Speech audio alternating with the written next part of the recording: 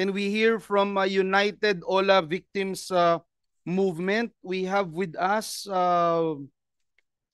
Miss Kikay Bautista, who is with us today. Ma'am, good afternoon. You have the floor, ma'am. Magandang hapon po, Mr. Chair. Ako po ay founder ng United Ola Victims Movement na 3 taon na pong lumalaban sa mga illegal and abusive olas. And sa kasamang palad po this year, last July, ako po ay isa sa nakausap ng Ola victim bago po siya pumanaw at kinuha ang kanyang sariling buhay. Iniwanan niya po ang kanyang 10 years old na anak at ang kanyang pamilya po, dagawa po ng depression po at pang-aabuso po ng OLA sa kanyang trabaho, pamamahiya sa kanya at mga banta po. Sinubukan po namin ang lahat na maibigay sa kanyang tulong at suporta po. Ngunit sadyang hindi po kami nagtagumpay at nauwi po ito sa pagkuha ng kanyang sariling buhay. Ako po ay nananalangin po na sana sa pamamagitan ng hearing na ito, siya na po ang una at huli ngayong taon nagagawa ng ganito kasi po hindi lang po siya ang una na kinuha ang kanyang sariling buhay. Halos taon-taon po, nag-range po ng 1 hanggang 3 or 5 bawat taon ang nawawala ng dahil sa OLA. Yun na po. Sorry, Miss Kikay, nakakalungkot at we share your disappointment and sentiments dito sa mga pangyayaring ito. If I may lang, kung po pwede, paki-share mo nga sa committee na ito yung eksperyensya ng mga biktima when it comes to harassment, intimidation, yung mga reputational shaming na ginagawa nitong mga online lending apps, just to give us a clearer picture paano natin matutulungan ang mga biktima, ma'am? Yes po, Mr. Chair. One day po before ka mag-due, bombarded ka na po simula 6 a.m. hanggang 6 p.m. po ng gabi ng mga text. Nagre-remind na po sila, tumatawag kahit natutulog ka na or kagigising mo pa lang, tatawag na sila, magre-remind na magbayad ka na. Meron na rin pong threats. Once po nag-overdue ka at nagbibigay sila ng palugit, say for example po, kailangan 1 p.m. bayad ka na. Pag lumagpas ka po ng 1 p.m., dun na po haharasin ang iyong mga contacts. Tatawagin ka na nilang scammer, magnanakaw, may malalang sakit, at kung ano-anong paninira po. Minsan naman po gumagawa din po sila ng mga pornography edited pictures po ng OLA victims, which minsan po kasama po ang mga bata. Ang nakakalungkot po dito kung nasama nila mga bata. Nagkapaglinis po kami ng GC na sinama ang kanyang mga 2 years old at 1 year old na baby. Hinahanap niya yung nangutang, tapos dinamay niya at inedit yung picture, ginawa ng pornography po. Sobrang depression po ng magulang na isama ang kanyang minor de edad sa malalaswang picture dahil lang po sa 2,000 utang. Minsan po is pinapost ako po mismo personally, naranasan ko pong i-post po ako sa buy and sell. Sinabi po ako po ay may malalang sakit, which is HIV daw po, at scammer daw po ako. Pinost po ako sa barangay. Dumating din po sa punto na hinaras din po ako sa aking mga employer. Sinira po yung aking kabuhayan, at aking reputasyon. Ang utang po na babayaran yan, Mr. Chair. Kayang-kaya po namin bayaran yan. Hindi po ibig sabihin na kami po ay tumatakbo sa aming utang. Pero sana po maging makatao po ang kanilang paniningil. Kasi po ang utang na babayaran, ang buhay po ay hindi na. Meron pa po, Mr. Chair, na pinadalahan po ng mga purinarya, corona ng patay, pinadalahan ng Poso Negro, pinadalahan po ng ambulansya sa BGC sa opisina. Meron din po tayo mga teachers po, madami. May mga doktor, may mga attorney, may mga professional po, pero mas marami pong nasa laylayan kagaya namin ang nabibiktima. So regardless po kung anong estado mo sa buhay, kapag ka nabiktima ka sa mga false advertisement ng mga OLA na to, matitisod ka. And hindi po lahat ng OLA victim po ay tumatakbo sa utang.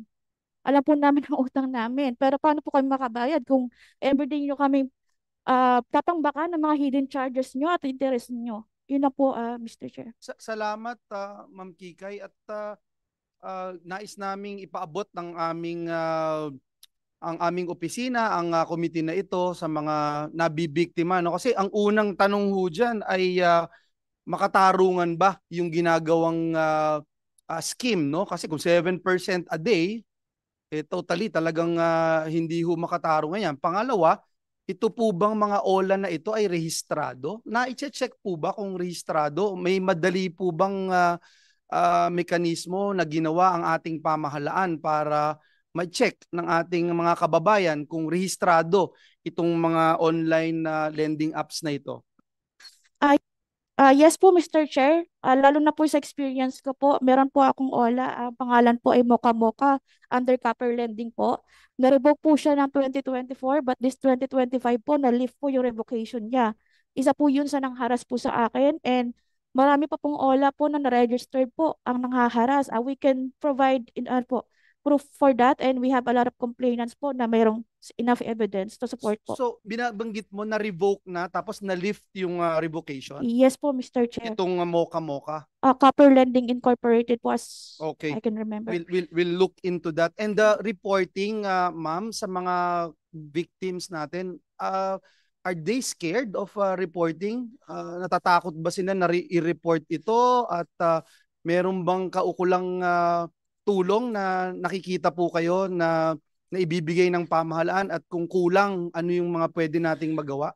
Actually po, Mr. Chair, lahat naman po kami, no, nagnanais po na maihayag ang aming karapatan at magreklamo sa tamang pamamaraan. Ang problema lang po natin, hindi po masyadong accessible. I would like to commend po SEC po, no, kasi po meron po silang website na madali lang po sana magreklamo. Kaya lang po marami po sa ating mga OLA victims, mga senior citizen na hindi po techie, hindi po makapag-provide ng mga document needed. So, if pwede lang po sana, maybe po soon, magkaroon po ng face-to-face filing po ang ating mga ahensya ng gobyerno sa bawat lugar sa Pilipinas. Hindi lang po dito sa Pilipinas, pati na rin po sa mga OFW po, marami rin po OLA victim. Gawin po sana accessible at madali po ang pagreklamo. Thank you. Perhaps if we can set up a phone na number na we can call, no, dun sa mga victims. We'll do that and we'll help out in any way we can. We give the floor to Senator Erwin Tulfo, Your Honor. Thank you, Mr. Chair. Siguro lang ito po dito sa SEC natin at other agencies, baka pwede ho magtayo kayo ng mga hotlines kagaya po na sinasabi po nung ng resource person natin kanina. Kasi nga po, hindi naman po lahat ng tao techie, marunong po, lalo mga senior citizens na marunong, they can go around the computer, sa internet, mas alam nila ho, yung telepono, tatawag sila. Maari po ba, Commissioner Quevedo, magtayo na lang po kayo ng hotline na may magbabantay at kukuha po ng mga reklamo? Can you do that? Thank you po, Your Honor. Actually, meron na po kami mga hotlines na pwede pong magreklamo. Pero banggitin ko lang po, yung sa inyo pong hindi techie, sila po ay nakahiram sa pamamagitan po ng online platform. So, sila po ay marunong gumamit ng cellphone. So, yung sasabihin nila hindi sila marunong magreklamo, hindi nila alam, sila po ay nagreklamo, nakakuha ng utang sa pamamagitan po ng online platform. So, naiintindihan po nila yon. Sir. Opo. Let's give them the benefit of the doubt. All right. I understand where you're coming from, Commissioner Quevedo. Pero I have grandparents, I have and dad na they do not. May mga kapitbahay po ako na inutusan ng kanilang mga apo, kapitbahay, to do so. Ngayon sila lang po gamit po yung pangalan nila. So, pero pagdating na po, siyempre yung mga kapitbahay, pagdating na po sa mga reklamo, ayaw na rin siguro kulitin ng mga biktima, ng mga matatanda, dahil nga po makakaistorbo lang, di po ba? Let's also consider that, Commissioner Quevedo, victims na po sila. So let us not say na marunong sila, nakahiram sila. Nakahiram po sila because of the fact na sila po ay may ginamit na apo, pamangkin, kapitbahay, tinulungan po sila. Wag ho ninyong iisipin, baka kayo, sir, I'm sure senior na kayo, magmarunong po kayo, pero marami tayong mga senior sa mga lalawigan na humihingi ng tulong sa kapitbahay, mga anak, mga apo na gumawa po nito. Tama po ba, Ma'am Bautista? Marami po. Yes po, Mr. Chair. All right. So I don't want to hear that again na marunong sila, nakautang sila ng techie, nakautang sila sa online, therefore marunong sila mag-online. Hindi po, sir.